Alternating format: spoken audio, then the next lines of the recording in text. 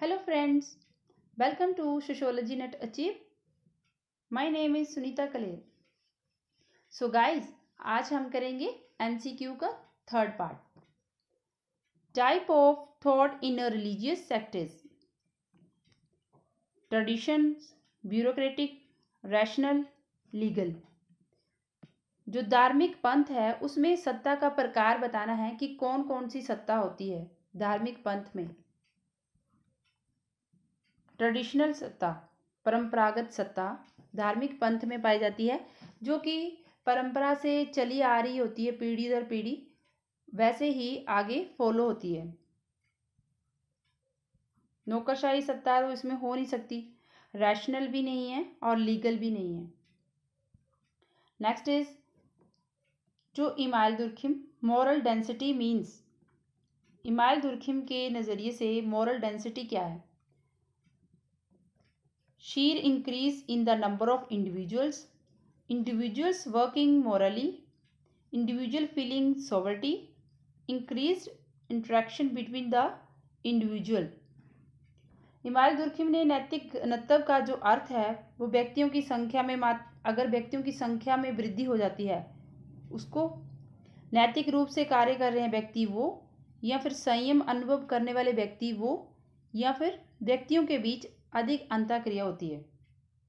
तो answer is increase interaction between the individual. जब interaction individual के बीच में बार बार होती है तो उसको ही दुर्खिम ने मोरल डेंसिटी कहा है, क्योंकि जब उनमें इंट्रैक्शन बार बार बढ़ती जाती है तो उनकी मोरल डेंसिटी होती है और उसी का मीन्स उन्होंने दुर्खिम ने समझाया है.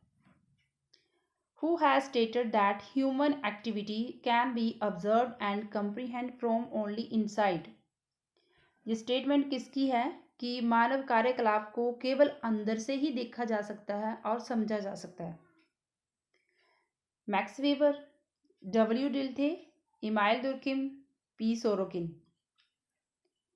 मैक्स वेबर ने तो सोशल एक्शन की थ्योरी दी है और इमाइल दुर्खिम ने रिप्रेजेंटेटिव फैक्ट के बारे में बताया और इसका आंसर है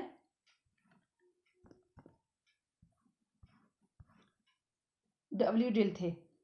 उन्होंने ये कहा है कि मानव के जो कार्यकलाप हैं उनको सिर्फ केवल अंदर से ही देखा जा सकता है और समझा जा सकता है. हम उनको फील कर सकते हैं कि क्या कैसा कैसा काम है जो हम अपनी अंदर जो हमारे इंट्यूशंस होते हैं. Who defines practice as practical, reflective activity in critical social research? महत्वपूर्ण एवं सामाजिक अनुसंधान में व्यवहारिक चिंतनशील गतिविधि के रूप में प्रैक्टिस को कौन परिभाषित करता है? ये किसने परिभाषित किया है कि जब सामाजिक अनुसंधान करते हैं उसमें जो व्यवहारिक चिंतनशील होता है, जो रिफ्लेक्टिव एक्टिविटी होती है, उसमें प्रैक्टिस को परिभाषित किया है. उसको उन्होंने प्रैक्टिस टर्म दी है. वो कौन है? Answer is Lee Harvey. And next is according to A.R. Desai the second phase of the development of nationalism from 1885 to 1905 is characterized by the development of industry, the influence of socialism, the participation of peasant, the home rule. A.R. Desai ने राष्ट्रवाद के विकास के जो दूसरा चरण था वो 1885 से 1905 तक का था. उसमें किसके द्वारा चित्रित किया गया, मतलब उसमें वो जिनको चित्रित किया है वो कौन थे? Answer is the participation of peasants. उनमें किसकी पार्टिसिपेशन थी? पीजेंट्स की, किसानों की, खेतीहर की भागीदारी. Who is associated with the study of structure of myth. ये मिथक की संरचना के अध्ययन किससे संबंधित है? मिथक की जो संरचना का अध्ययन किया है वो किसने किया है? C Levi Strauss, James Frazer, B Bronislaw Malinowski, A.L. Kroeber. The answer is C. Levi-Strauss. और मेलिनोवस्की एक इंडिविजुअल फंक्शनलिज्म है. Who maintained that study of society cannot be value free.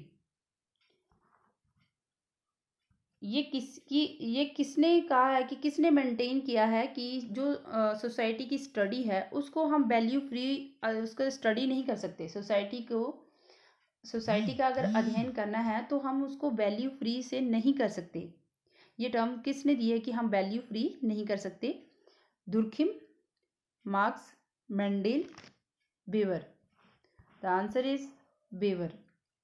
ये बेवर ने कहा है कि हम जब सोसाइटी की अगर स्टडी करें तो हम वैल्यू फ्री नहीं हो सकते. Who has given the theory of surplus value.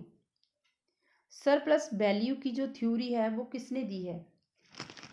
जो काम में मुनाफा कमाया जाता है वो जब दूसरे जो मालिक है वही ले जाता है सारा मुनाफा, उसके ऊपर वो थ्योरी किसने दी है? Michel Foucault, Neil J Smelser, Karl Marx, Max Weber. The answer is Karl Marx. So guys, thank you and do subscribe my channel.